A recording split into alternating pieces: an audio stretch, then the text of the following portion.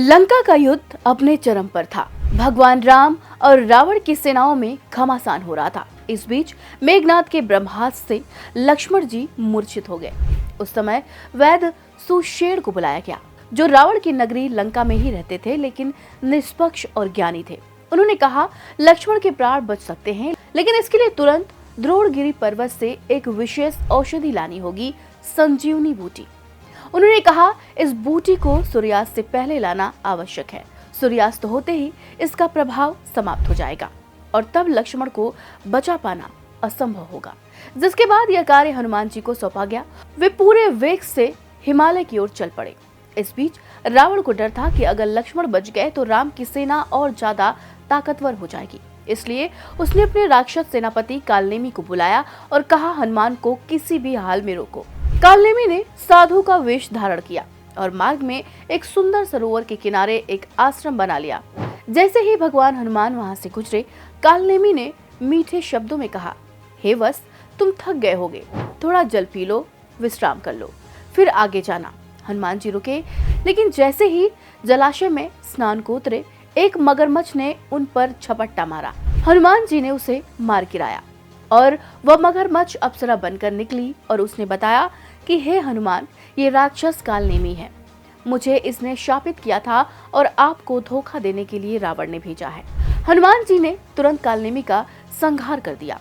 हनुमान जी कोई देर नहीं की, उन्होंने पूरा द्रोणगिरि पर्वत ही उठा लिया और उसे लेकर लंका की ओर चले आए और लक्ष्मण जी के प्राण वापस लौट आए। कालनेमी सिर्फ रामायण तक ही सीमित नहीं था।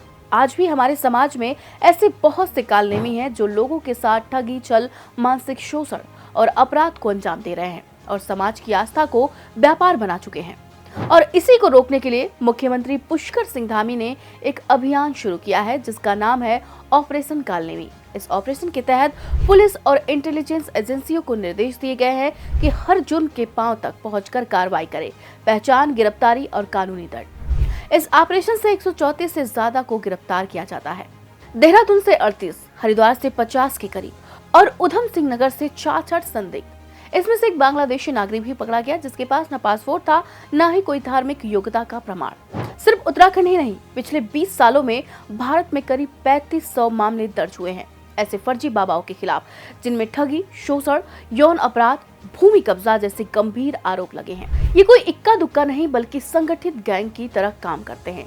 झाड़ फूक, तंत्र मंत्र, चमत्कार का दिखावा और भोली जनता का भावनात्मक दोहन। इस ऑपरेशन के 5 असर साफ है। पहला, आस्था की रक्षा, असली संतों की प्रतिष्ठा बनी रहेगी, ढोंगी बाबाओं का डर खत्म होगा। दूसरा, सामाजिक सुरक्षा, महिलाओं और युवाओं को ठगी व शोषण से राहत मिलेगी, समाज में शांति बढ़ेगी। तीसरा, धार्मिक पर्यटन की सुरक्षा, कांवड़ और चारधाम यात्राओं जैसे आयोजनों में सुरक्षा सुनिश्चित होगी। चौथा, प्रशासनिक जवाबदेही, पुलिस को संदिग्ध पर नजर रखने के स्पष्ट निर्देश मिले हैं, निगरानी बेहतर होगी। पांचवा, कानूनी कड़ाई, विदेशी अपराधियों पर कड़ी कार्रवाई होगी, एक सख्त कानूनी उदाहरण स्थापित होगा। लेकिन सवाल यह है कि क्या सिर्फ गिरफ्तारी से बात बनेगी? नहीं, जरूरत है जन जागरूकता की, सवाल पूछने की और संवेदनशील सतर्कता की, क्योंकि जब तक हम ही अंधभक्ति के आंखें मूंदे रहेंगे, कोई कालनेमी हमारे बीच वेश बदल कर घूमता रहेगा। आपकी क्या राय है इस ऑपरेशन पर? कमेंट करें, वीडियो को शेयर करें और ऐसे और अपडेट्स के लिए चैनल को सब्सक्राइब जरूर करें।